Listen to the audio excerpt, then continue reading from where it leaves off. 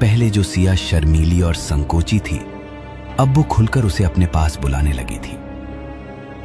वो अब हर वक्त साड़ी पहनती, गहरे रंग, झीनी और शरीर से लिपटी हुई। उसके बाल हर समय खुले रहते, गालों पे उसकी लटें लहराती रहती और बालों में चमेली का फूल लगाए रहता। उसकी चाल में एक अजीब आकर्षण था, उसकी आंखों में एक नई चमक। पहले नील को यह बदलाव रोमांचक लगा, लेकिन धीरे धीरे कुछ अजीब होने लगा। नील लैपटॉप पर काम कर रहा था जब सिया पीछे से आकर उसके कंधों पर झुक गई। उसकी उंगलियां हल्के से नील की गर्दन पर फिसली, ठंडी बर्फ जैसी। इतनी देर तक काम? नील ने मुड़कर देखा।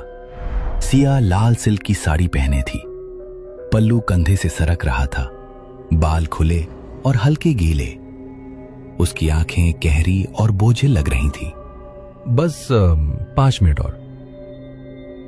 5 मिनट बहुत होते हैं नील। नील ने उसकी सांसों में अजीब सी गंध महसूस की।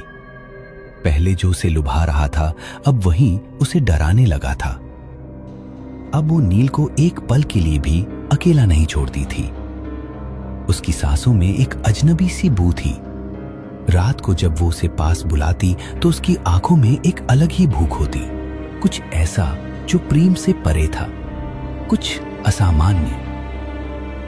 हर रात उसे महसूस होता कि सिया अब पहले जैसी नहीं रही। उसका स्पर्श ठंडा था, उसकी बातें अजीब लगने लगी थी, जैसे कोई और उसमें समा चुका हो। नील का शरीर कमजोर पड़ने लगा।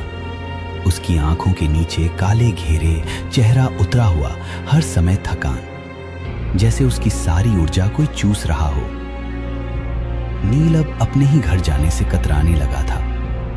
नील अब और सहन नहीं कर पा रहा था। जब हालात बर्दाश्त से बाहर होने लगे तो उसने अपने डॉक्टर दोस्त आकाश से मदद मांगी।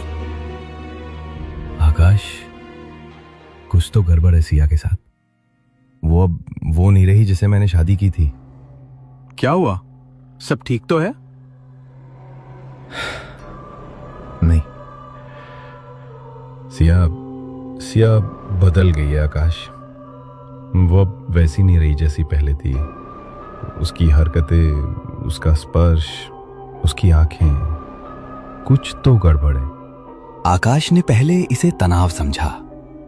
नील, शादी के बाद कई बार लोगों का बिहेवियर बदल जाता है।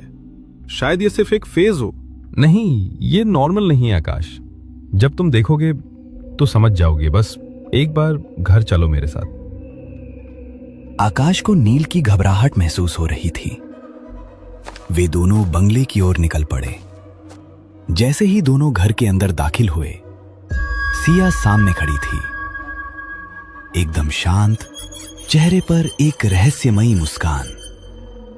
उसकी आंखें एकटक आकाश को घूर रही थीं। कैसी हो सिया? लेकिन सिया ने कोई जवाब नहीं दिया। वो बस उसे देखे जा रही थी। देखा, अब भी लगता है कि ये सिर्फ एक फेज है। आकाश के रोंगटे खड़े हो गए। नील बेचैन होने लगा। सिया, आकाश यहां तुम्हारी मदद करने आया है। तुम ठीक हो ना? सिया धीरे धीरे आकाश की ओर बढ़ी। उसकी चाल में एक अजीब कशिश थी, जैसे कोई शिकारी अपने शिकार की तरफ बढ़ रहा हो। मदद? आकाश, तुम डॉक्टर हो या जादूगर? आकाश ने भौचक्का होकर नील की तरफ देखा।